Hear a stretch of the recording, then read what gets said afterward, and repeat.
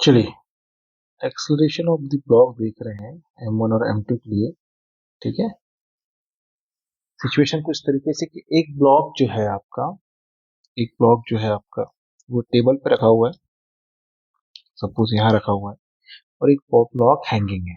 देखिए, इस कंडीशन में हमको क्या गिवन है कि म्यू जो है यहाँ पे म्यू 0 है, फ्रिक्शनलेस टेबल है, उसके ऊपर एक ब्लॉक है M2। तो M1 यहाँ पे हैंगिंग पोजीशन में है, तो जैसे ही सिस्टम को रिलीज किया जाएगा है ना, तो आप क्या देखेंगे, M1 कहाँ आएगा, नीचे विथ एक्सेलरेशन A, और वो एक ही स्ट्रिंग लास्ट तक गई हुई है, तो जितना एक्सेलरेशन A का होगा 1 का होगा, उतना ही M2 का भी होगा। तो जिस एक्सेलरेशन से M1 नीचे आएगा, उसी एक्सेलरेशन से M2 सामने आएगा। ठीक है, अब देखिए यहाँ पे एक टेंशन जो है M1 को ऊपर की तरफ लग रहा है, और यहाँ पे कैसे लगेगा, सामने की तरफ। तो अब अगर मैं इसके लिए एफबीडी बनाऊं M1 के लिए और एक्सेलरेशन निकालने की कोशिश करूं, तो देखिए नीचे की तरफ एक फोर्स लग रहा है M1G, ऊपर लग रहा है T। ये ब्लॉक नीचे तब आ सकता है जब M1G बड़ा हो T से। तो उस स्थिति में M1G माइनस T, और नेट फोर्स कितना है उसका, मास इंटू जो नेट एक्सेलरेशन है उसके बराबर, इक्वेशन नंबर 1। अब हम बात करते हैं M2 के लिए। तो M2 में आप क्या देखेंगे, नीचे की तरफ टेबल में एक फोर्स लग रहा है M2G, और ऊपर यहाँ पे क्या लगेगा, नॉर्मल। यहाँ एक नॉर्मल रिएक्शन लगेगी, क्योंकि यहाँ पे क्या लग रहा है, ग्रेविटेशन। तो ये normal force due to the surface of the table.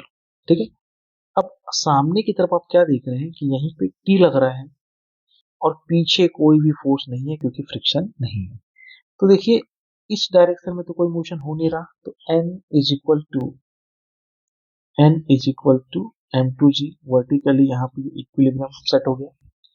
तो एक ही फोर्स है जो उस पे कहाँ लग रहा है, सामने की तरफ, तो वही क्या हो जाएगा, उसका नेट फोर्स। और मास कितना है उसका, M2, और नेट फोर्स कितना है भैया, एक्सेस कितना लग रहा है, A। तो नेट फोर्स की वैल्यू आ गई M2A, इक्वेशन नंबर। अब जब हमको इसमें क्या निकालना है, एक्सेलरेशन, तो 1 और 2 को फिर से ऐड करके देखते हैं जरा। तो M1G minus T is equal to M1A, then T is equal to M2A। Add किया तो ये इससे कैंसिल, क्या बचा, M1G, यहाँ से एक कॉमन, M1 प्लस M2। तो A को हम डायरेक्टली क्या लिख सकते हैं यहाँ पे, G M1 divide by M1 plus M2। Clear है, तो M1G divide by M1 plus M2, ये एक्सेलरेशन आ गया। अब T का वैल्यू बहुत आसान है, सेकंड इक्वेशन देखिए, इसमें T क्या गिवन है, M2A। तो M2A का वैल्यू कितना है, G M1 divide by M1 plus M2। तो ये आ गया टेंशन।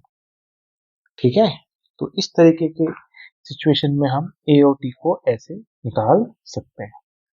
ठीक है, चलिए।